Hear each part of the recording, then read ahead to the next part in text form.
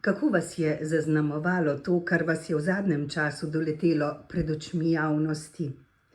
Se zaradi tega počutite krivega, razžaljenega, politično zlorabljenega, po strokovni in etični plati oslabljenega? Katero je tisto čustvo, ki najbolj opredeljuje resnico za vsem tem dogajanjem in kakšna je pravzaprav resnica? Glejte, krivega se sigurno ne počutim, niti najmanj krivega. Pa verjetno bi bilo čustvo, ki je v ospredju, neka jeza, pa tudi neko razočaranje. Predvsem se pa trenutno utapljam v komunikaciji z pacienti. Tako da namesto, da bi operiral pa jim pomagal, se pogovarjamo o napotnicah, pa kdaj bo operacija, pa doživljam veliko podpore od pacientov in tudi od ostale javnosti in kolegov in sodelavcev in iz bolnišnice in kompletne laične javnosti, lokalno in širše. In res en kup ene komunikacije trenutno s pacienti, ki so čakali na operacijo, ki zdaj ne vejo, kaj bo, ki bi želeli, da jih operiram, pa sploh s to zadnjo uredbo vlade, ko se je število koncesijskih operacij omejilo, so dejansko tukaj nekateri pacienti v velikih težavah, tako da bi potrebovali zdravljenje, bi potrebovali operacijo, pa smo trenutno z številom operacij omejeni, tako da zelo težko trenutno čisto vsem pomagam v časovnih okvirih, ki bi bili normalni oziroma dostojni, tako bomo rekla, primerni za eno moderno evropsko državo. No. Kateri je bil po vaši oceni ključni razlog za odločitev vodstva novomeške bolnišnice za izredno odpoved vaše pogodbe o zaposlitvi? Po sistemskih razlagah naj bi umetno podaljševali čakalne dobe, preusmerjali precejšnje število pacientov v zasebno ustanovo, v drugo ustanovo. Za sistem oziroma odločevalce dobro vemo, kakšna je naracija njihovega delovanja, pa vendar v vašem primeru ne gre za preproste obtožbe, nad katerimi bi veljalo zgolj zamahniti z roko. Na kakšen način torej ste oziroma naj bi kršili pravila delovanja v sklopu javne zdravstvene ustanove, ki vam je sicer dala dovoljenje za delo pri drugem izvajalcu? Se počutite kakorkoli krivega? Ne, popolnoma nič krivega se ne počutim, ker trdim in vztrajam na tem, da nisem naredil narobe popolnoma nič. Gremo lahko kar po vrsti. Se pravi, umetno podaljševanje čakalnih vrst je noro. Če operiram na leto 500 plus pacientov in sem po operacijah kolka že leta in leta po številu operacij prvi v državi, potem vsaka operacija, ki je narejena, se čakalna doba skrajša. Tako da kako bi lahko čakalne dobe podaljšal, če si paciente operiral? To dejansko jaz ne razumem. Sploh to je čist nerazumljeno. Druga stvar je ta njihova razlaga, ki tudi ne pije vode, o preskakovanju čakalne vrste in o preusmerjanju pacientov. Dejansko ni bilo nobenega preskakovanja, niti nobenega preusmerjanja. Pacienti so iz čakalne vrste v novomeški bolnišnici izstopali, ker je bila čakalna doba dolga. Pacient ima pravico, da se iz čakalne vrste izpiše in se vpiše drugam. Lahko se vpiše tam, kjer jaz delam, lahko se vpiše v katero drugo bolnišnico. To je njegova pravica. Moja kot zdravnik pa je ne samo pravica, ampak celo do neke mere dolžnost, da pacientu ponudim, omenim, da bi lahko kje drugje tudi prišel na vrsto prej. In če pacient v štartu želi operativno zdravljenje pri meni, pa če imam jaz možnost in soglasje, da operiram tudi drugje, potem je logično, da mu lahko to pravico ponudim in mu omenim, da je možno operacijo narediti tudi v drugi ustanovi, preko napotnice se razume, in da bi tam lahko prišel na vrsto tudi prej. In mnogim pacientom smo to ponudili in mnogi so tudi sprejeli. Vsi ne, nekateri so pač ostali v bolnišnici, nekateri so pa izstopili iz čakalne vrste in bili operirani v drugi ustanovi prej. Ampak to ni preskok čakalne vrste. Pacient, ki je ostal v bolnišnici, ni bil zaradi tega nič kasneje operiran, kvečemu prej. Ker ko je tisti pacient, ki je bil prej vpisan v bolnišnici iz vrste izstopil, se je čakalna vrsta spuščala. Tako da Te obtožbe so popolnoma deplasirane in nore. Pa je po drugi strani mogoče, da bi bil pravi razlog za odpoved in ne nazadnje tudi javno blatenje vašega imena v zahtevi, naj se tudi medicinske sestre, ki so sodelovale v dodatnem programu operacij, plača spodobno in ne zgolj 120 evri neto nagrade za sodelovanje pri približno 60 dodatnih operacijah na mesec. Mislim, to je več kot mogoče, to je najverjetneje osnovni razlog, ne. Najverjetneje je v resnici osnovni razlog moje odpovedi ta, da sem pač do neke mere rahlo neposlušen, ne. Tako da jaz sem bil dolgoletni predstojnik oddelka, sem se vsa leta zavzemal, da oddelek raste, napreduje in tudi je. Smo v vseh teh letih naredili en vrhunski ortopedski oddelek z fantastično ekipo, tako zdravniško kot sestrsko, kot administrativno. In seveda, če kot predstojnik želiš, da oddelek funkcionira in da je dobro organiziran, in novomeška ortopedija je bila ekstremno produktivna, to priznavajo vsi. Naredili smo ogromno operacij glede na število kadra, ki smo ga imeli.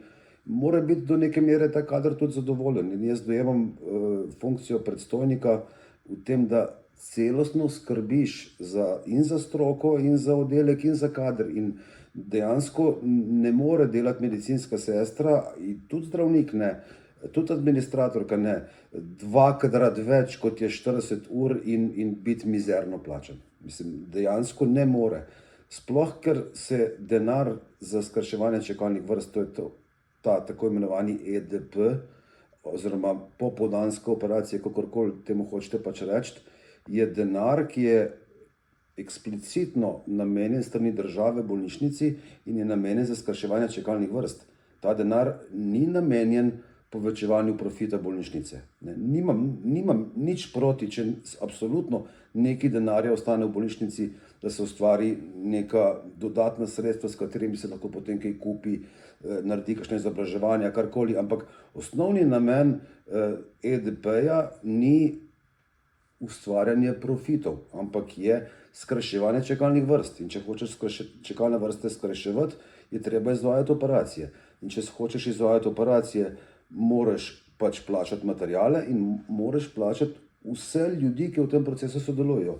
Ker slej ko prej pride do nezadovoljstva, jaz pa kot predstojnik ne morem dovoliti, da je nezadovoljstvo. Ker če je nezadovoljstvo, potem oskrba pacientov ne bo dobra in potem tudi rezultati zdravljenja ne bodo dobri. Tako da če želimo, da iz bolnišnice odhajajo zadovoljni pacienti, rabimo tudi zadovoljno osebje.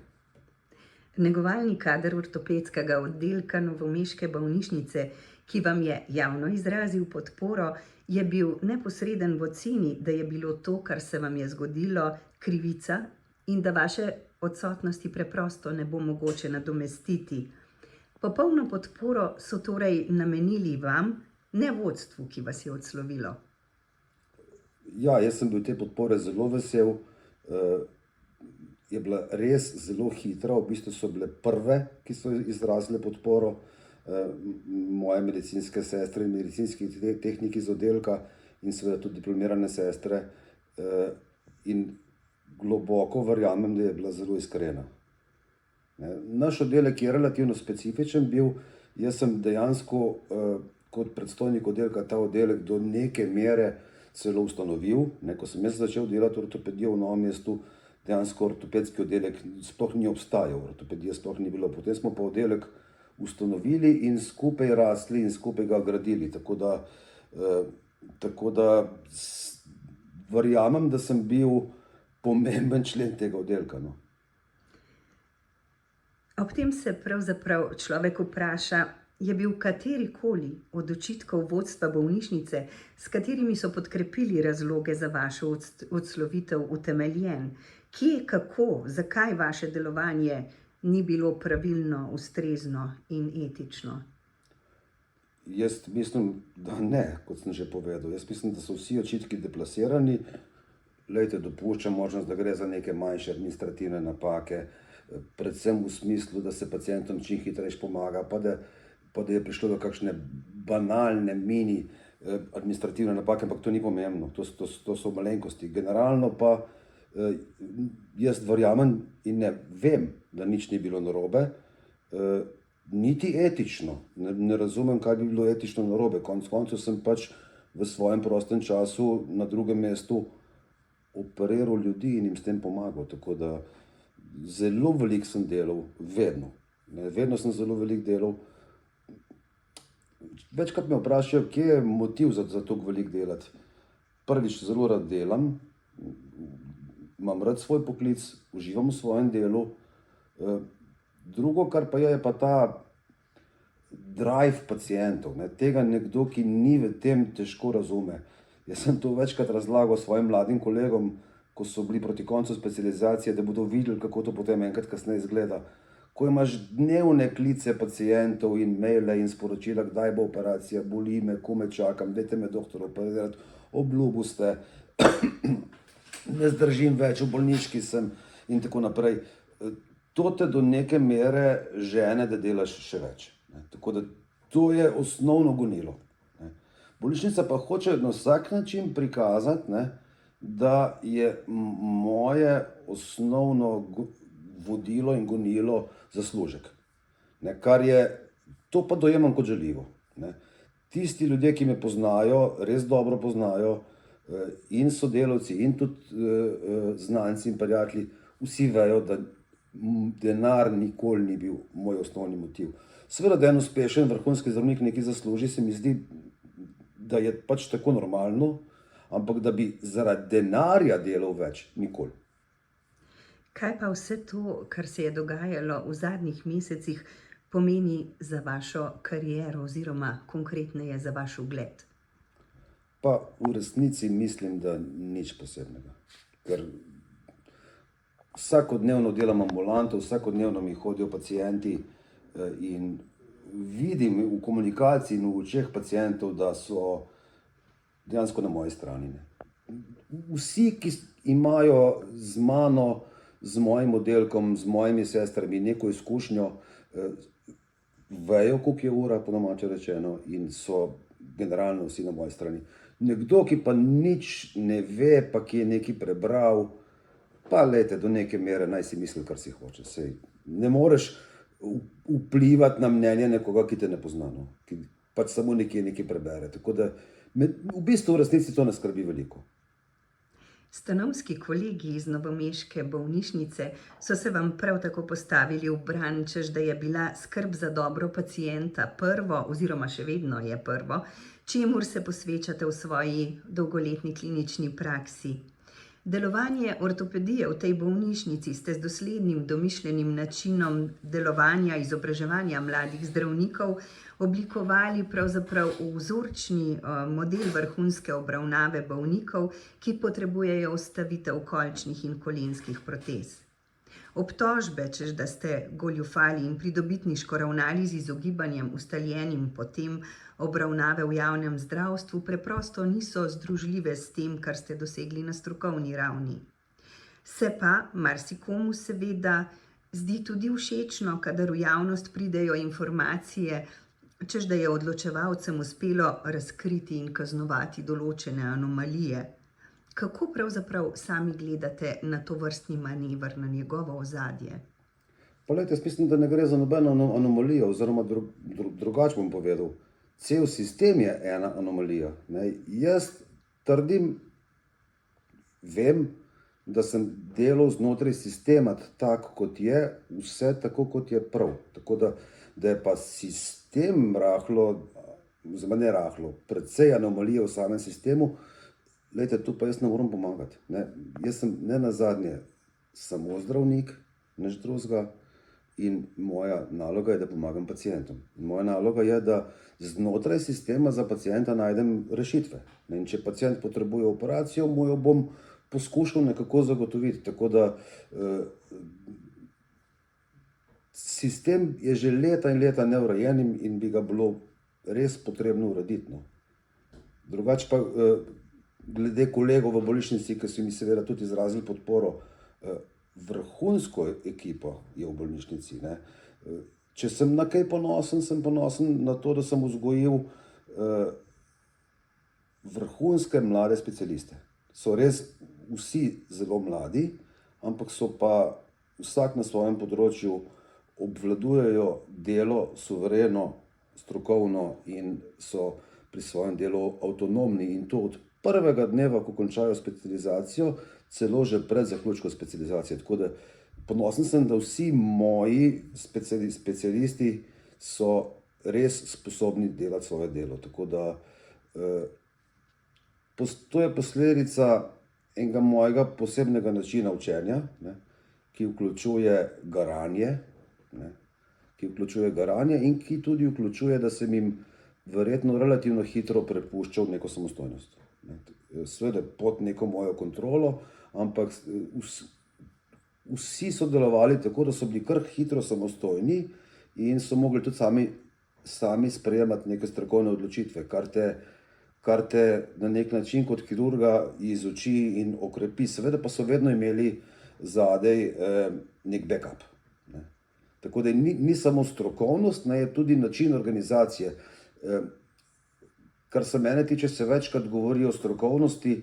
Seveda smo upeljali en kup enih metod zdravljenja, predvsem na področju endoproteoskovka in kolena. Celo se je v strokovnih krogih oprijel nek terminus novomeška šola, na kar sem res ponosen, ker smo upeljali eno celostno obravnavo pacienta od sprejema do odpusta in seveda same operacije in same operativne tehnike, da bi dosegli najboljše možne rezultate v zdravljenju. Ampak ni samo strokovnost, je tudi organizacija. Jaz to dvoje kar ločujem. Eno je strokovnost, drugo je pa sama organizacija. Jaz sem vedno na nek način užival v organiziranju dela. In svojega, in v sodelovanju z sestrami njihovega, in sem vedno skrbel, da je bil oddelek tim. Se pravi, na naši ortopediji so bile sestre, zdravniki, administratorke dejansko prepleteni in smo en drugemu pomagali in si dejansko do neke mere tudi pokrivali svoje naloge. Tako da mislim, da je to ena moderna organizacija, kjer se posamezni profili zdravstveni res sodelujejo, to je prvo, pa vedno sem v bolnišnici vztrajal na tem, da je naš način dela fleksibilen. Se pravi, če nimam ždela, pojdi domov. Če imaš delo, pa pač ostaneš do večera. Tako da smo se zelo trudili v bolnišnici tudi formalizirati to našo fleksibilnost, pa nam dejansko nikoli ni uspelo. Sem želel, da bi bil oddelek organiziran čist drugače, tako moderno, kot sem videl v tujini, da pač ljudje prihajajo v službo glede na to, koliko je dela. In če zjutraj lahko pride samo eden, potem se pa jih čez dan zbere več in odhajajo domov, ko je dela manj. Tako da to se mi zdi ena moderna organizacija in sem vedno k temu stremel. Vendar odstopanja od povprečja niso bila dopuščena. Odstopanja od povprečja v tej družbi v bistvu niso glih prav zaželjena. Vedno je bil strani vodstva očitek, kaj bodo drugi rekli, pa bodo pa še drugi tako hoteli. Sem rekel, pa saj ni problema, če bodo drugi tako hoteli, pa če bodo imeli seveda rezultate, če bodo imeli do neke mere podlago za to, če bo tudi število njihovih operacij tako veliko, da ima to smisel, prav, vse okej. Tako da vedno je bilo v tej bolnišnici zadnjih par let, še posebej, se je postavljala ena uravnilovka. Vsi smo enaki, kaj bodo rekli drugi in tako naprej. Tako da nismo uspeli priti do tega, da bi formalizirali neko drugačno ureditev na samem oddelku. Neformalno je bilo tako, formalno pa nikoli nismo uspeli in na koncu se je to neformalno tudi zapletlo. Sploh potem, ko se je začelo v bolnišnici pretiravati z raznimi birokratskimi obremenitvami, ki res ničemur ne služijo. Tako mal skoraj na pol za hec vam povem, recimo letni plan izobraževanj. To je noro, to je nepotrebno. Dejansko sem vedno to doživljal kot tratenje mojega časa. Ne. Kako naj jaz zdaj za enega kolega napovem, ali bo šel decembra na nek kongres ali ne, če ta kongres še niti ni objavljen. To se mi zdi. Po drugi strani pa ne vemo za tekoče leto, koliko je naš letni program operacij. Saj mnoga leta je bilo tako, smo koncem leta zvedeli letni program, potem se pa od predstojnika pričakuje, da bo pa dajal letni plan izobraževanj, pa letni plan dopustov. To je čisto nepotrebno. Ne. Če bo eden od mojih zdravnikov želel iti na morje avgusta, pa bo oddelek in delo to dopuščalo, potem je vse ok. Ne, jaz sem vedno skrbel, da je operacijska vedno zasedena in da se vedno dela. In smo vedno na osnovi tega prilagajali proste ure, dopuste in tako naprej. Nikdar nismo šli na dopust pa pustili prazno operacijsko. Nikdar v 15 letih, nikdar. Tako da te potem na nek način silijo v te birokratske obremenitve, se mi je zdelo noro in sem se upiral, sem odklanjal. Včeraj sem se pogovarjala s starši vašega nekdanjega pacienta, ki ste ga v splošni bolnišnici Novo mesto kot otroka zdravili po poškodbi, do katere je prišlo med šolo v naravi na Dolenjskem. Predstavili so mi razrez celotnega dogajanja v vseh fazah, od hude poškodbe do takojšnje operacije, od nege do rehabilitacije, od zdraviliškega zdravljenja do še ene operacije. Rekli so, da ste bili vedno prisotni, vlivali upanje in zaupanje, svetovali, usmerjali člane tima, prišli celo v zdravilišče, da bi preverili napredek pri dečkovi rehabilitaciji. Skratka, potrdili so prav vse, kar so vaši nekdanji in sedanji pacienti napisali v javnem odzivu, naslovljenem na različne institucije, od zdravniške zbornice do Ministrstva za zdravje in varuha pacientovih pravic. Zanima me, ali po vsem, kar se je dogajalo v zadnjih mesecih, še vedno verjamete, da zdravstvo ni le sistem, ampak tudi prepoznaven odsev odnosa do slehernega posameznika, oziroma da bi tak moral biti prav v vsakem segmentu svojega delovanja. Ja, seveda, zdravstvo je v principu bi moglo biti pomoč ljudem, ne. Tako kot je recimo šolstvo, izobraževanje ljudi, bi zdravstvo moglo biti pomoč ljudem. Mi imamo zdravstveni sistem, ki bi mogel biti namenjen pacientom, da jim zdravi bolezni, lajša trpljenje, pomaga odpravljati njihove težave. Zato pač zdravstvo imamo, ne. Jaz sem vedno deloval kot zdravnik tako zelo osebno, ne. Se pravi, vsak pacient se te na nek način dotakne in pacientu daš toliko, kot je potrebno, ne. Pri nekaterih je to malo, narediš operacijo, vse ok, hvala, čau, gre domov in je vse v redu. Pri nekaterih, sploh če se kaj zaplete ali pa če je res nekaj specifičnega, je pa včasih bilo res veliko angažmaja, ne. Prej ste rekla, da sem bil vedno prisoten, pa sem malo razmišljal o tem, ko ste me spraševala. Ja, dejansko jaz sem bil dejansko res vedno prisoten. Jaz sem dejansko kot prvo živel zelo blizu bolnišnice, kot drugo sem bil non-stop v bolnišnici in tudi ko nisem bil v bolnišnici, sem bil vedno prisoten. Tudi če sem bil na dopustu, sem bil jaz prisoten, dosegljiv, so bili klici kolegov, smo tudi med dopustom stvari urejali, tako da na nek način sem stalno skrbel za oddelek. Tako da tudi sestre na oddelku so dobro vedele, da me lahko kadarkoli pokličejo. Tudi če je to ob 2 zjutraj, pa včasih rekla, si nisem upala, se kolej. Pokličeš lahko vedno. Če slučajno nisem dosegljiv, da nimam telefona v žepu, pa da smučam ali pa kaj podobnega, se pač ne bom javil, bom poklical nazaj. Ampak v principu sem bil vedno dosegljiv. Dosegljiv za paciente, dosegljiv za kolege, dosegljiv za sestre in za vse. Tako da, ker sem to delo, pa se še delam, nič drugačni zdaj, vedno z enim veseljem, no. Mislim, ni mi bilo nikoli nič težko, no. Lahko bi rekli, da so ljudje na Slovenskem dokaj potrpežljivi. Zato trditev zadostuje že pogled na razmere v zdravstvu, ki so vse prej kot optimalne. Zato se človek vedno znova razveseli napovedi o ureditvi sistema, odpravi anomalij in korupcije ter izboljšanju dostopnosti. Problem pa je, ker se to vrstne obljube doslej niti enkrat niso zares uresničile. Nasprotno, zdi se, da je po vsakokratnih reformnih poskusih zdravstveni kolos še bolj omajan.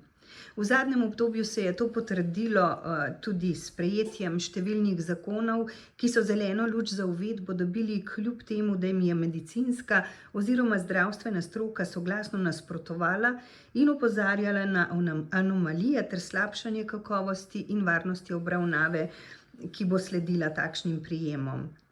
Kaj pravite? Zdi se, da bo resnične posledice mogoče zaznati šele čez čas, vendar gabariti, ki so jih zarisale te zakonodajne spremembe, na prenekateri ravni že zdaj vzbujajo skrb. Ja, dejansko zadnjih nekaj volitev oziroma predvolilnih borb je bilo zdravstvo tema številka ena. Ne. Tudi mislim, da na zadnjih predvolilnih srečanjih pred prejšnjimi volitvami je bilo zdravstvo tema številka ena. Tudi sedanja oblast je zdravstvo proglašala za najpomembnejšo stvar. Ne. V resnici pa jaz mislim, da boljš kot prej ni. Jaz mislim, da je kvečjemu slabš. Tako da sem malo razmišljal v zadnjih dnevih, kaj je pravzaprav zdravstvena reforma. Ne. Zdravstvena reforma se mora ukvarjati z pacienti, ne zdravniki. Ne. Zdravniki smo samo zato tukaj, da pacientom pomagamo. Tako da jaz mislim, da bi mogla biti neka rdeča nit vsake reforme, da bi zasledovala, kaj bo najbolje za paciente. Ne pa ne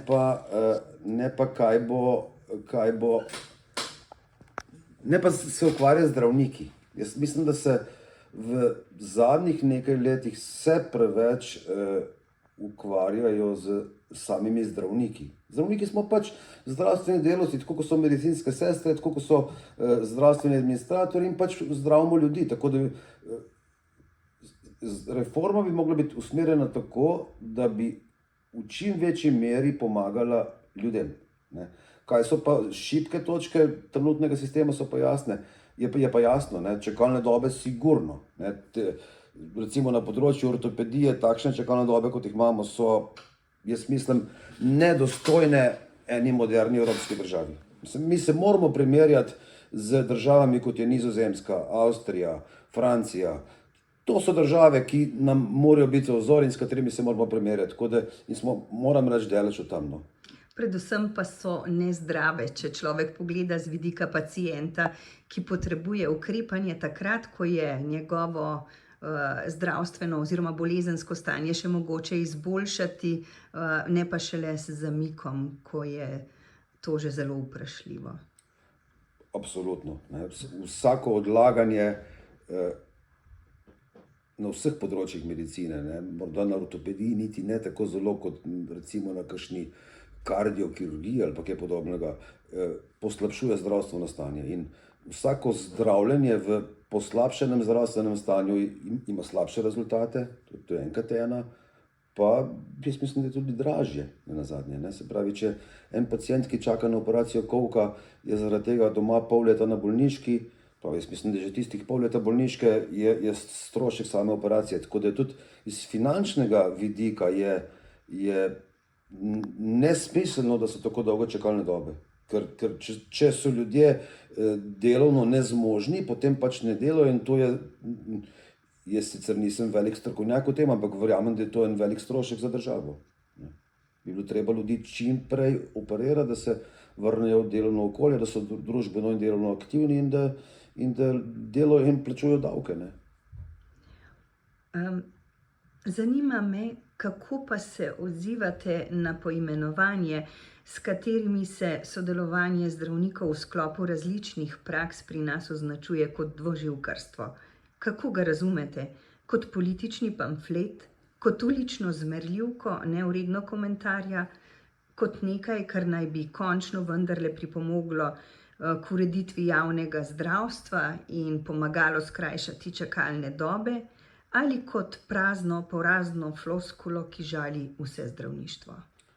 Pa po malem vse od tega, kar ste naštela. Ne. Dejansko je ta izraz žaljiv, to je prvo. Drugič je, ne vem, zakaj je potreben. Ampak gledajte, po drugi strani, če se vrnemo malo na biologijo, ne, kaj pa so dvoživke?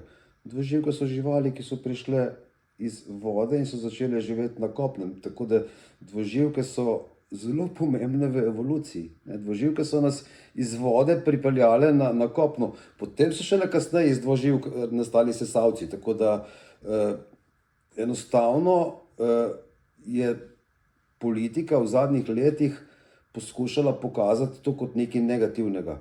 V resnici je pa tako v celi Evropi. Prav v resnici, če se bi res preverilo podatke, bi vedeli, da samo Švica, kot res bogata država, ima to strogo ločeno.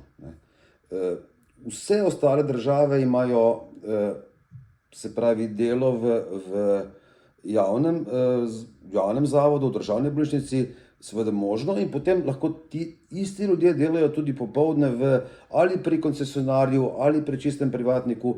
Jaz ne vidim razloga, zakaj bi to omejevali. Konec koncev je to naša svoboda. Mislim, zakaj jaz popoldne nečesa ne bi smel delati? Seveda pod pogojem, da svoje dopoldansko delo več kot dobro, količinsko in kvalitetno opravim. Tukaj pa ni pardona. Ampak tukaj se je vedno poskušalo prikazovati, da tisti zdravniki, ki imajo potem popoldne še neke svoje privatne ambulante, da tisti zdravniki dopoldne lenarijo. In to se vztrajno poriva v medije, ampak do zdaj brez vsakega dokaza. To je ena floskula, ki absolutno ne drži. Zdravniki, ki tudi nekaj zaslužijo popoldne, so večinoma vsi ti tudi veliki garači dopoldne. Ne moreš biti dober zdravnik, če delaš malo. In če nisi dober zdravnik, tudi popoldne v tvojo ambulanto ne bo nihče prišel in tudi nihče te ne bo povabil, da za ali koncesionarja ali pa za privatnika izvajaš operacije. Tako da ti zdravniki, ki delajo veliko, so vedno dobri zdravniki, in ti zdravniki običajno zelo veliko delajo v rednem delovnem razmerju in potem delajo naprej še popoldne. Meni osebno se tukaj ne zdi nič spornega. Nenazadnje tudi z delom popoldne pomagajo pacientom. Tudi če je to privatna ambulanta, pacient, ki bo prišel v privatno ambulanto, potem ne bo rabo priti v državno ambulanto preko napotnice in bo na ta način sprostil mesto ostalim, ki v privatno ambulanto recimo ne bodo prišli. Tako da jaz tukaj ne vidim res nič spornega, ne moralno, ne, celo vidim tukaj neko omejevanje svobode.